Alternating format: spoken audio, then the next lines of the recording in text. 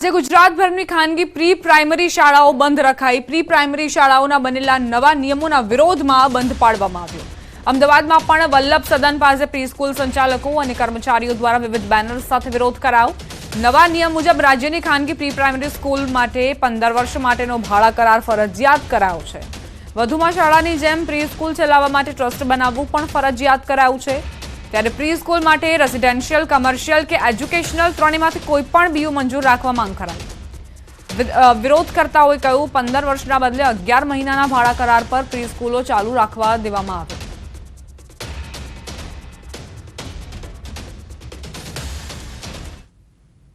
हमारी प्री स्कूलों वारंवार रिक्वेस्ट करवा छता सीएम साहेब, डिंडोर साहेब, पानसेरिया साहेब ने जे नवी रजिस्ट्रेशन पॉलिसी आई है वारंवार रिक्वेस्ट करी है पर एमना तरफथी कोई जवाब आयो नहीं। तो आज अमे समग्र गुजरातनी प्री स्कूलों बंद राखवानो ऐलान कर्यो हतो जे बंद रही है अने आज एना अगेन्स्ट माटे एमने रिक्वेस्ट करवा माटे अहींया अमे भेगा थया छीए। दरेकने खबर है कि बीयू है एनी पछी भाड़ा करार है। त्रीजा मुद्दो आवे छे ट्रस्ट। हवे एना माटे प्रोप्राइटरशिप के दरेक लीगल फॉर्मालिटी साथे ज आ बधी प्री स्कूलो चाले छे। क्यांय पण एवुं नथी के कोई ऑफिशियली ना चालतुं होय एवी कोई जग्या नथी। अने त्रीजी एक मांगणी छे बालवाटिकाना रजिस्ट्रेशन लईने थोड़ा कन्फ्यूजन छे जेमां बधाने क्लेरिटी जोईए छे। आ मुख्य मुद्दाओ छे। अमदावादમાં કિડની હોસ્પિટલની બહાર ઉમેદવારોનો વિરોધ। 2023ની વેકેન્સી પડી તેમ છતાં ભરતી ન કરાયાનો આરોપ મુકાયો। દસ્તાવેજોની ચકાસણી થઈ ગઈ છતાં ભરતી ન થયાનો આરોપ। ઉમેદવારોની નિમણૂક પત્ર આપી દેવાની માંગ। વિરોધ બાદ 650માંથી 430નું મેરિટ લિસ્ટ બહાર પાડવામાં આવ્યું છે। સંવાદદાતા વિભુ લાઈવ જોડાઈ ગયા છે, તેમની પાસેથી વધુ જાણકારી લઈએ। વિભુ, શું માંગ છે વિદ્યાર્થીઓની અને શું તેમની ફરિયાદ છે?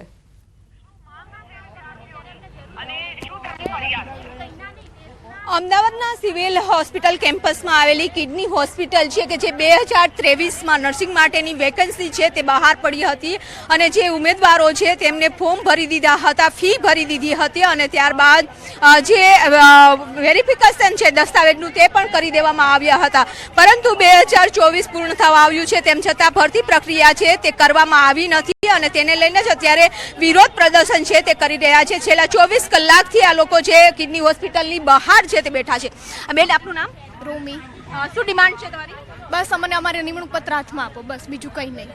અને જેટલી વેકેન્સી છે એટલી જ કમ્પ્લીટ પૂરેપૂરી કરો। જે 430 કાઢેલી છે એને એના જગ્યાએ 650 પૂરેપૂરી થવી જોઈએ। અને જે ડિસ્ક્વોલિફાઈડ કરેલા છે એ ડિસ્ક્વોલિફાઈડ નહીં અને એનું અમને સાચો જવાબ આપવો જોઈએ કે શા માટે ડિસ્ક્વોલિફાઈડ કરેલા છે।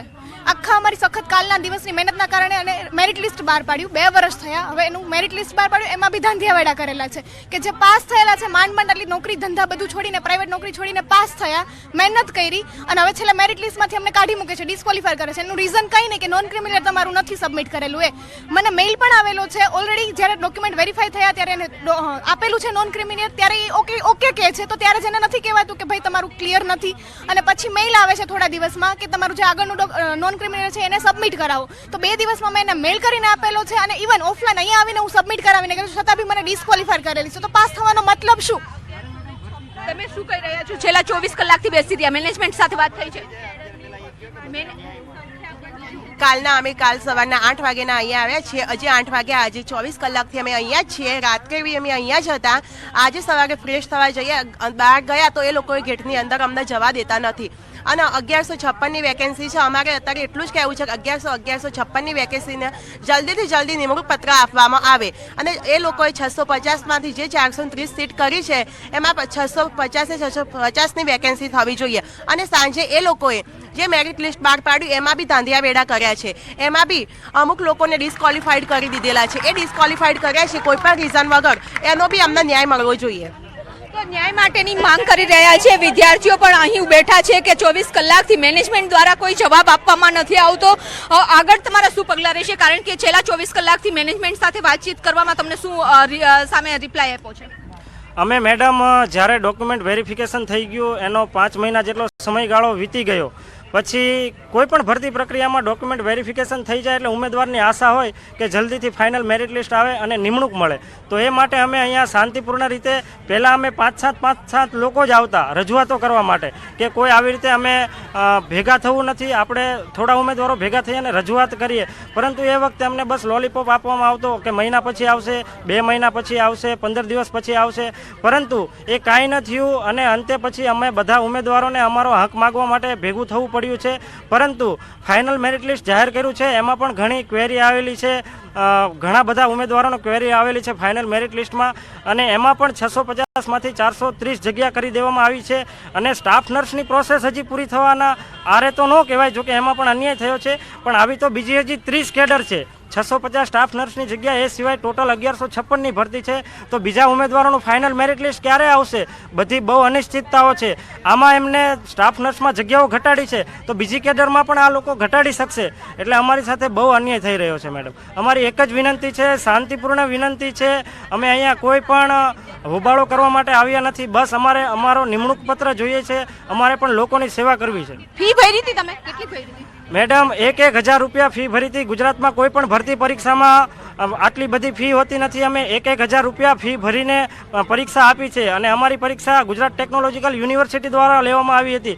તો ગુજરાતમાં કોર્પોરેશનમાં જે ભરતીઓ થાય છે એની પણ ગુજરાત યુનિવર્સિટી એ બધા દ્વારા જ પરીક્ષાઓ લેવામાં આવે છે. તો અમે જે ગુજરાતની અન્ય સ્પર્ધાત્મક પરીક્ષા છે એ જ સિલેબસની પરીક્ષા પાસ કરી છે અને એ જ એજન્સીની પરીક્ષા પાસ કરી છે.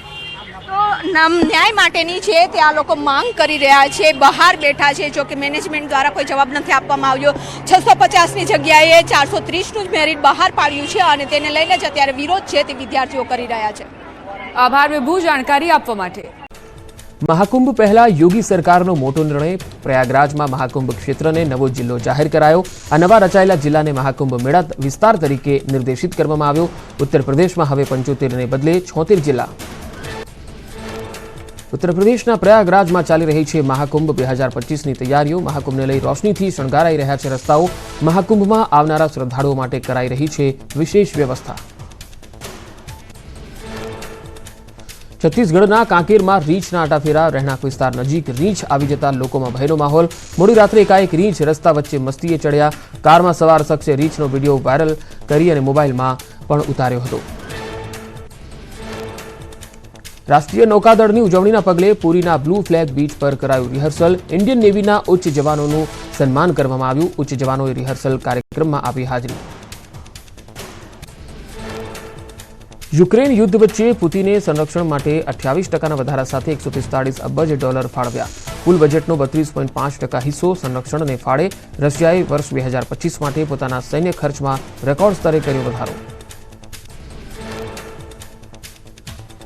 અમેરિકાના રાષ્ટ્રપતિ જો બાઇડનનો મોટો નિર્ણય. પોતાના પુત્ર હન્ટર બાઇડનને આપ્યું ક્ષમાદાન. હન્ટર બાઇડનને કરવેરાના ગુનાઓ, ગેરકાયદેસર હથિયાર રાખવા અને બંદૂકના કેસમાં ખોટી રજૂઆત માટે દોષિત ઠેરવવામાં આવ્યા હતા. બીઝેડ ગ્રુપ પર સીઆઈડી ક્રાઇમના દરોડા બાદ સીએ ઋષિત મહેતાનો લોલો બચાવ. કહ્યું, બીઝેડની પોન્ઝી સ્કીમ મામલે અજાણ છું. તે માત્ર બીઝેડ ગ્રુપનું કામ એક ક્લાયન્ટ તરીકે જ કરતા હતા. સાબરકાંઠા બીઝેડ મામલે શિક્ષણ વિભાગ એક્શન મોડમાં. પ્રાથમિક શાળાના શિક્ષકો એજન્ટ હોવાને લઈ કાર્યવાહી શરૂ. તમામ તાલુકા શિક્ષણ અધિકારીઓની મીટિંગ કરી સૂચના અપાઈ. બીઝેડ સાથે પ્રવૃત્તિમાં જોડાયેલા શિક્ષકોની વિગતો મેળવવાનું શરૂ. સાબરકાંઠામાં આયોજિત શિક્ષક જિલ્લા ફેરબદલી કેમ્પ વિવાદમાં. બીઝેડ ગ્રુપના કેમ્પસને પસંદ કરવાને લઈ સર્જાયો નવો વિવાદ. ભૂપેન્દ્ર ઝાલાના ગ્લોબલ કેમ્પમાં 10 દિવસ અગાઉ યોજાયો હતો બદલી કેમ્પ. બીઝેડ ગ્રુપના એજન્ટો ઠુમકા લગાવતા હોય તેવો વિડીયો વાયરલ.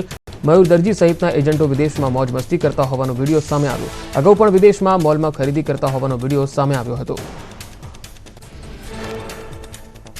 બીઝેડ ગ્રુપના ઓફિસ બોયનો વિડીયો વાયરલ. ઓફિસ બોય કારના ડેશબોર્ડ પર રૂપિયા રાખતો. રોકડા રૂપિયાના બંડલો રાખી કાર હંકારતા ઓફિસ બોયનો એક વિડીયો સોશિયલ મીડિયામાં વાયરલ.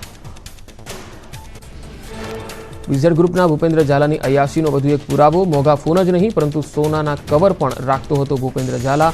બીઝેડ લખેલા સોનાના કવરવાળો ફોટો સોશિયલ મીડિયામાં વાયરલ. બીઝેડ કૌભાંડ મામલે તપાસનો ધમધમાટ. મુખ્ય આરોપી ભૂપેન્દ્રસિંહ ઝાલા હજુ પણ ફરાર. અરવલ્લી અને સાબરકાંઠામાં સીઆઈડીની 4 ટીમ કરી રહી છે તપાસ.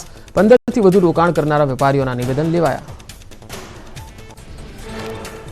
દાહોદના જાલોદ તાલુકાનો એક શિક્ષક બીઝેડ ગ્રુપમાં એજન્ટ હોવાનું સામે આવ્યું. બોનીબેન એમ શેઠ કન્યા શાળાના શિક્ષક કલ્પેશ ખાંટ ભૂગર્ભમાં બીઝેડ ગ્રુપની મોંઘી ગિફ્ટ સાથે ફોટો થયા હતા વાયરલ. 14 જૂનથી 31 ઓક્ટોબર સુધી કપાત પગારની રજા પર હતા શિક્ષક કલ્પેશ ખાંટ. રજા પૂરી થયા બાદ પણ હાજર ન રહેતા 25 નવેમ્બરે તાલુકા શિક્ષણ અધિકારીએ પાઠવી હતી નોટિસ. નોટિસનો હજુ સુધી નથી મળ્યો જવાબ. બનાસકાંઠામાં પણ એક કંપનીએ કરી છેતરપિંડી. પાલનપુરની પ્રસિદ્ધિ મલ્ટી ગ્રુપને લાગ્યા તાળા. વડગામના મજાદર ગામના વ્યક્તિએ બનાવી હતી કંપની. કંપનીમાં અનેક લોકોએ રોકાણ કર્યાની ચર્ચા. અમદાવાદની GIIS સ્કૂલમાં ફી વધારો અને સ્વેટર શાળામાંથી ખરીદવા મુદ્દે વાલીઓમાં રોષ. સ્કૂલની મનમાની સામે વાલીઓએ જિલ્લા શિક્ષણ અધિકારીને ફરિયાદ કરી. DOએ સ્કૂલના હોદ્દેદારોને કારણદર્શક નોટિસ ફટકારી ખુલાસો માંગ્યો.